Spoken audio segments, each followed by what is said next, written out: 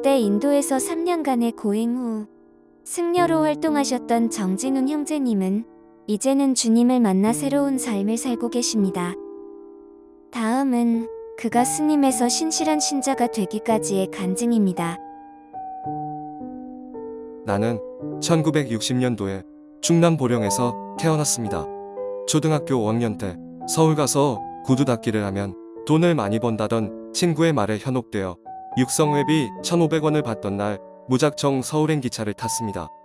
영등포역에 도착해서 대합실에서 자려고 누웠는데 목탁치는 소리가 들려 쳐다보니 내 앞에 스님 한 분이 서 계셨습니다. 그 스님은 저를 보자 "정진훈, 너 육성회비 들고 도망쳤지라고 말해 나를 깜짝 놀라게 했고 나는 어떻게 알았냐며 스님에게 물었지만 그는 가보면 안다면서 관악산에 있는 절로 나를 데려갔습니다. 알고 보니 그 스님은 승려가 700명이나 되는 절의 주지승이었는데 그 스님은 저에게 굳은 일을 시키며 승려가 되는 공부를 가르쳤습니다. 그런데 내가 3년을 배워도 한자도 제대로 깨우치지 못하자 승려들이 모두 가르치기를 포기하고 말았습니다.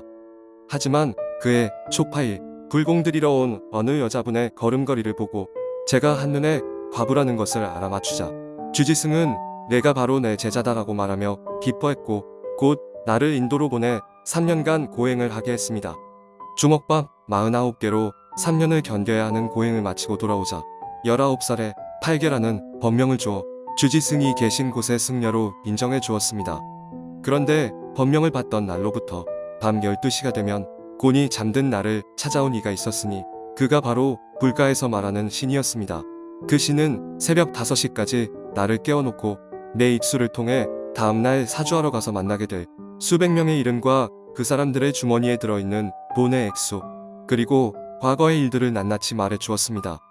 법회를 마친 후 11시쯤에 시주를 나가는데 길 가다가 마주치는 사람들의 이름이 저절로 마음속에 떠올랐습니다. 나는 처음 서울에 오던 날 영등포역에서 주지승이 내게 했던 것과 똑같은 방법으로 너는 신 아무개지 주머니에 얼마가 들어있지 라는 말로 사람들을 혹하게 하고 주머니에 돈을 시주하는 사람들에게 과거의 일을 말해주며 신이 말해주지 않은 장래 일은 내 입에서 나오는 대로 거짓말을 했습니다.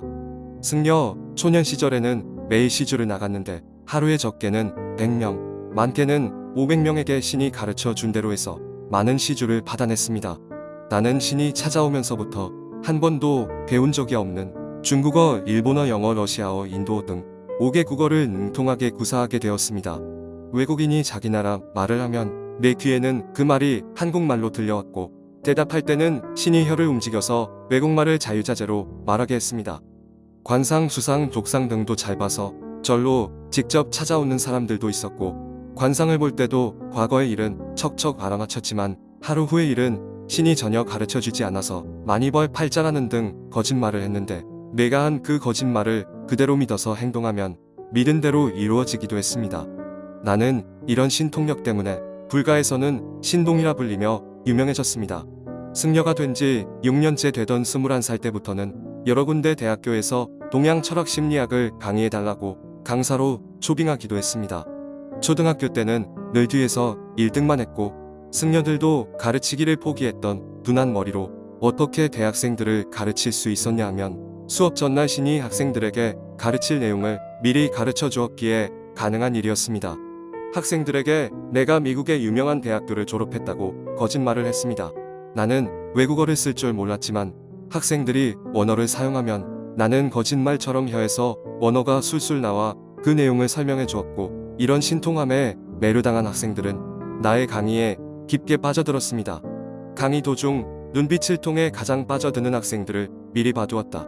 나처럼 신통한 힘을 가지려면 승려가 되라고 설득했고 불교 재단인 한 대학교에서는 3년 동안 강의하면서 25명의 대학생들을 승려가 되게 했는데 그 학생들의 학비 전액을 장학금으로 대주느라 승려 월급과 강사 사례비 등 수입 전부가 쓰였습니다.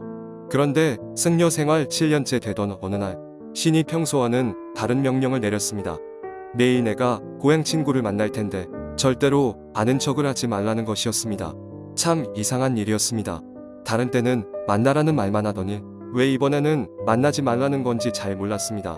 그리고 다음날 실제로 을지로 사거리에서 나는 고향 친구와 마주쳤고 순간 깜짝 놀라 나도 모르게 그에게 인사를 했습니다. 나는 그 친구에게 10년 전 집을 나간 정영일 안수집사의 아들이라 소개를 했고 그도 깜짝 놀라며 나를 알아봤습니다.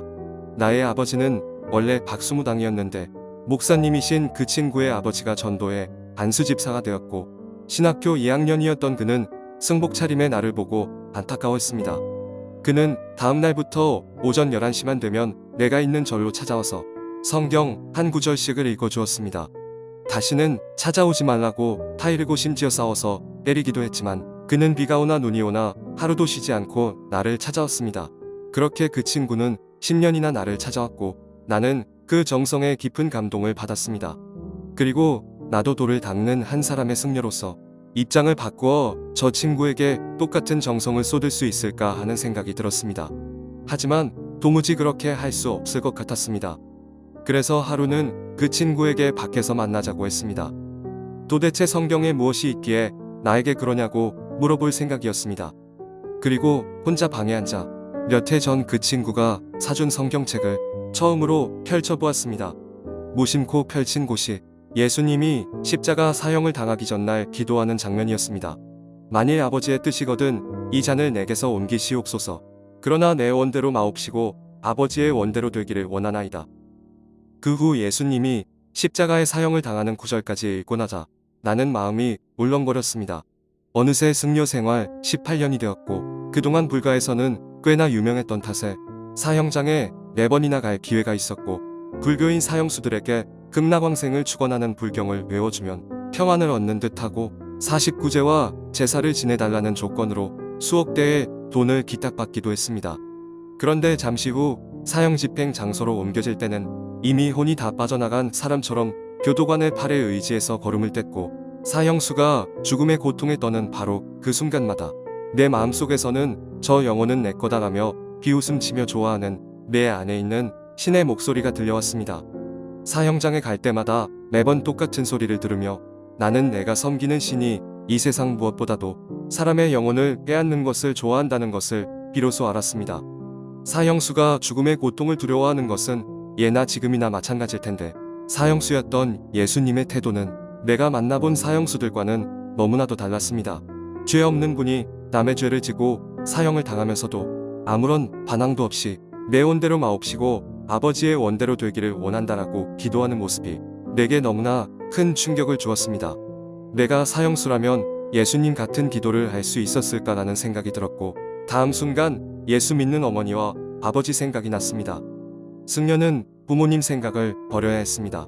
그러나 그 순간에는 도저히 그럴 수가 없어서 부모님이 믿는 예수님에 대해 좀 더 알아보고픈 마음에 속독법으로 창세기부터 요한계시록까지 단숨에 읽어내려갔습니다.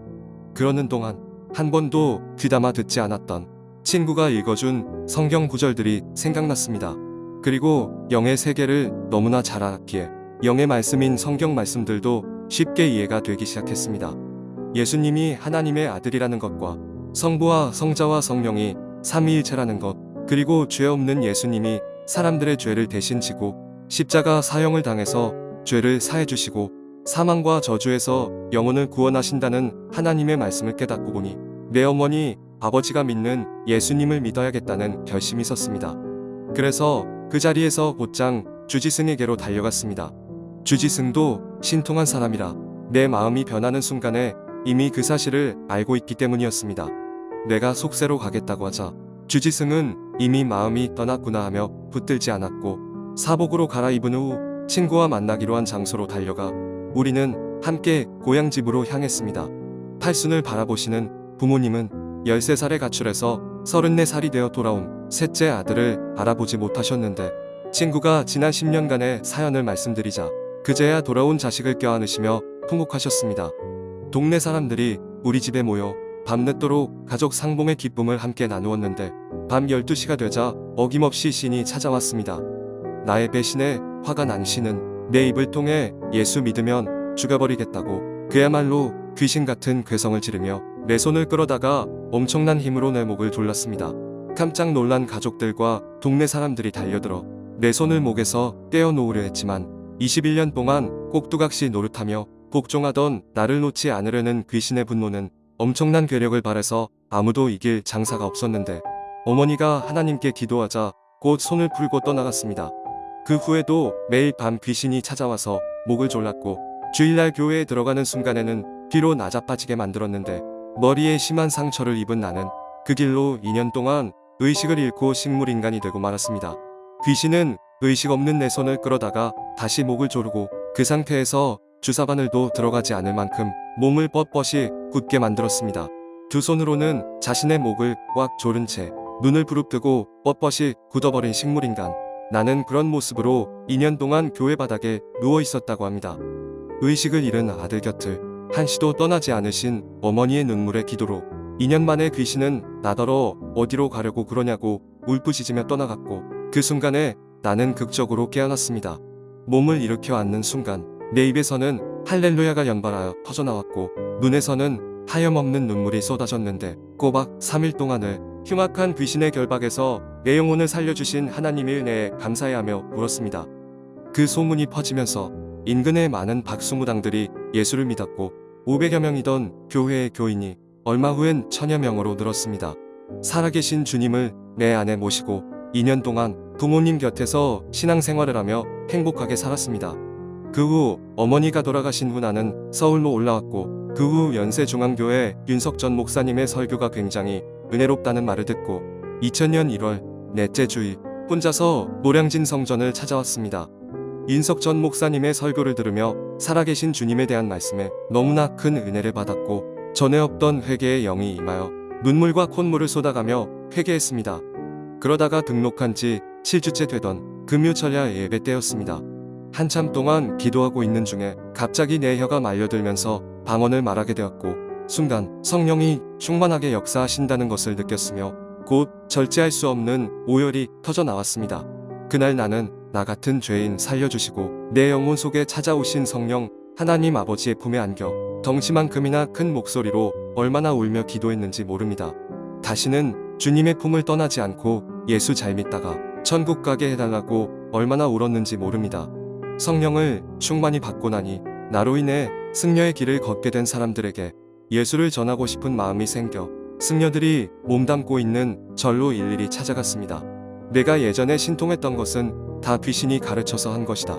귀신이 떠나고 나니 외국말 한마디 못하고 아무런 신통력도 없지만 내 영혼이 구원받았기에 나는 지금 너무나 행복하고 자유하다. 너도 더 이상 귀신에게 속지 말고 예수님 믿고 구원받아라. 간절한 심정으로 내가 받은 예수님 사랑을 전했지만 그들은 자신들이 믿는 습관에 젖어 나의 진실을 조금도 진실로 받아들이지 않았고 예전의 신통함이 어디 갔느냐는 말만 되풀이했습니다.